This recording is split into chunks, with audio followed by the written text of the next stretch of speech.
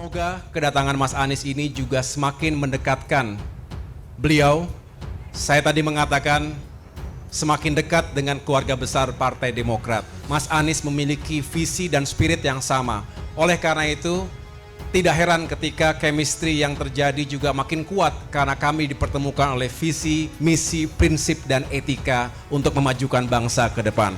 Insya Allah nanti kita akan ada kelanjutannya dan harapannya kelanjutannya itu akan membuat arah untuk kemajuan Indonesia yang lebih baik ke depan. Kita semua sedang dalam percakapan apa yang sudah dilakukan oleh Partai Nasdem.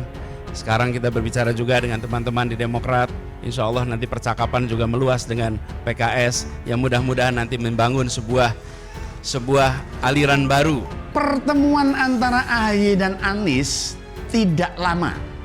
Ya singkat lah, hanya sekitar 30 menitan gitu. Dan yang bikin kaget, justru secepat itu pertemuannya. Cepat sekali, tidak menunggu waktu gitu. Tidak ada seminggu loh. Dari deklarasi Nasdem atas pencapresan Anies. Karena dalam politik itu ada semua subtemanya. Dari cinta, benci, pengorbanan, pengkhianatan, sampai pertempuran tanpa akhir pun ada. Kisah cinta politik antara Anies dan AHY juga seolah masuk dalam tema panggung sandiwara. Kalau kita bicara politik, kita juga sebetulnya sedang bicara soal bandul. Bandul itu maksudnya tarik-menarik berbagai kekuatan politik. Kalau kita perhatikan misalnya di Indonesia, selalu kayak gitu polanya, politik bandul.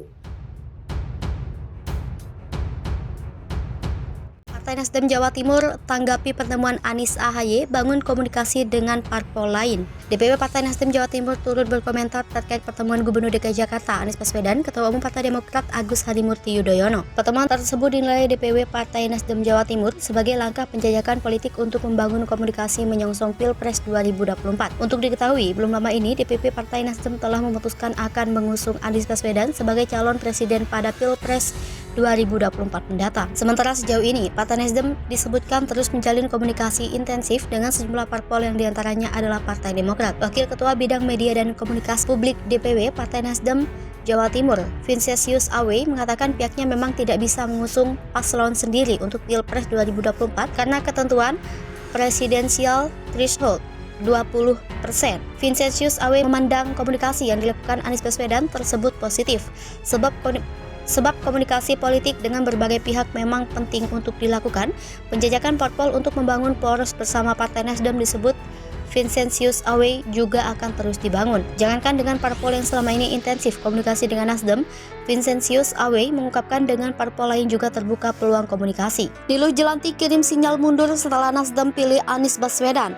Wasekjen selama ini nggak berbuat apa-apa untuk partai. Partai Nasdem akhirnya menjatuhkan pilihan calon presiden yang akan didukung kepada Gubernur DKI Jakarta Anies Baswedan sebagai capres yang akan didukung di 2024. Setelah hal itu berlangsung, beberapa kader Nasdem mengirim sinyal akan mengundurkan diri. Mengenai perkembangan yang ada, Wakil Sekretaris Jenderal DPP Partai Nasdem Hermawi Taslim menanggapi dingin unggahan atau postingan Niluh Jelantik yang menyatakan pamit dari Partai Nasdem pasca Ketua Umum Partai Nasdem Surya Paloh secara resmi menyatakan mengusung Anies Baswedan sebagai bakal calon presiden di Pilpres 2024. Hermawi menilai memang sebaiknya jika tak sejalan dengan keputusan partai sebaiknya memutuskan keluar saja dari partai yang diketuai Surya Paloh. Niluh, kata Hermawi, selama menjabat sebagai salah satu ketua Departemen Bidang UMKM DPP Partai Nasdem belum ada kinerjanya. Menurutnya, pernyataan Niluh yang memutuskan pamit dari Nasdem juga seperti gayung bersambut pasca Nasdem mendeklarasikan Anies sebagai capres, apalagi sebelumnya kata dia bakal keluhan terhadap kinerja jabatan yang diemban Niluh. Sebelumnya, politisi Nasdem yang juga pengusaha asal Bali, Niluh Jelantik, pamit dengan mengucapkan selamat tinggal kepada Partai Nasdem. Sebab disinyalir sudah tak sejalan lagi dengan partai lantaran adanya deklarasi Anies Baswedan sebagai capres. Selama ini, Niluh Jelantik adalah Ketua DPP UMKM sebagai Nasdem. Namun secara mengejutkan, ia undur diri pamit ucapkan selamat tinggal. Ucapan selamat tinggal kepada Nasdem disampaikan oleh Niluh Jelantik dalam akun Instagram pribadinya pada Senin 3 Oktober 2022 malam. Anies capres pilihan Nasdem dan teka-teki 3 poros koalisi. Partai Nasdem resmi deklarasi mendukung Anies Baswedan sebagai calon presiden yang akan diusung pada Pilpres 2024.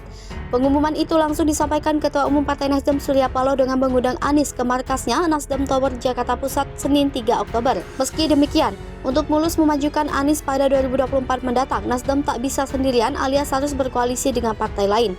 Pasalnya, syarat ambang atas pencalonan presiden yang diatur dalam UU Pemilu adalah capres harus diusung 25% suara sah nasional atau pemilik 20% kursi di DPR dari pemilu sebelumnya. Pengamat politik dari Universitas Esa Unggul Jamiluddin Ritonga berpendapat momentum Nasdem mengusung Anies sebagai capres membuka peluang munculnya minimal lebih dari 2 poros koalisi di Pilpres 2024. Jamiluddin mengatakan peluang lebih dari 2 poros bisa muncul apabila komposisi rancangan koalisi parpol yang telah terbentuk saat ini tetap solid. Poros pertama akan muncul dari koalisi Nasdem, PKS, dan Demokrat. Jamiluddin mengatakan Nasdem bakal berupaya keras mencari rekan parpol lain untuk berkoalisi agar Anies bisa maju capres. Nasdem kata dia tentu akan menggait terlebih dahulu PKS dan Demokrat, di mana keduanya belum memutuskan berlabuh ke koalisi manapun sampai saat ini. Terlebih lanjut para pimpinan ketiga parpol itu intens berkomunikasi belakangan ini. Sambutan petinggi 3 parpol itu pun positif terkait pencalonan Anies. Bila terjadi, koalisi 3 parpol itu sudah memenuhi ambang batas pencalonan presiden sebesar 20%.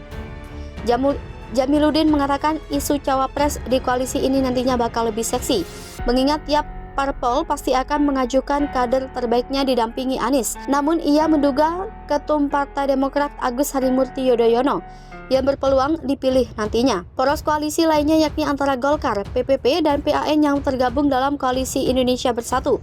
Jamiluddin mengatakan poros ini akan kemungkinan bakal mengusung capres dari kader internal atau eksternal ketiga parpol tersebut.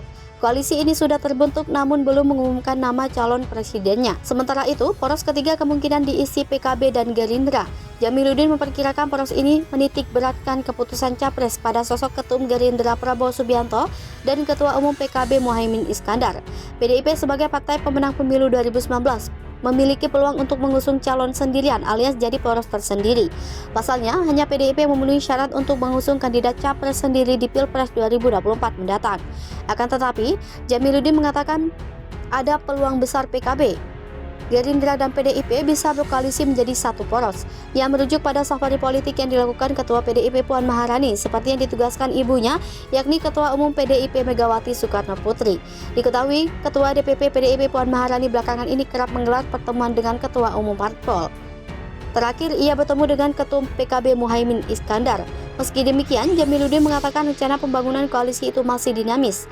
Perkembangan politik Indonesia tak bisa lepas dari dinamika yang menyertai ke depannya. Pengamat politik Badan Riset dan Inovasi Nasional Wasisto Raharjo Jati menilai langkah Nasdem mendukung Anies untuk menggeruk suara pihak-pihak yang mendukung Anies, atau dengan kata lain adalah Nasdem mengharapkan efek ekor jas yang bisa menguntungkan perolehan suara parpolnya pada pemilu 2024. Secara kalkulasi politis, lanjut Wasisto, hanya Anies sebagai tokoh populis yang suara pendukungnya belum tersalurkan ke parpol tertentu. Tokoh-tokoh lain yang memiliki elektabilitas tertinggi dari hasil survei dianggapnya sudah memiliki segmen pemilih tersendiri.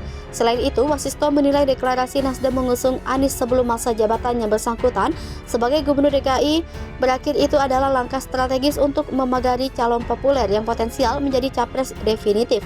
Ia melihat kondisi itu mirip ketika Nasdem mempromosikan Jokowi ketika masih menjabat Gubernur DKI Jakarta hingga menjadi capres definitif.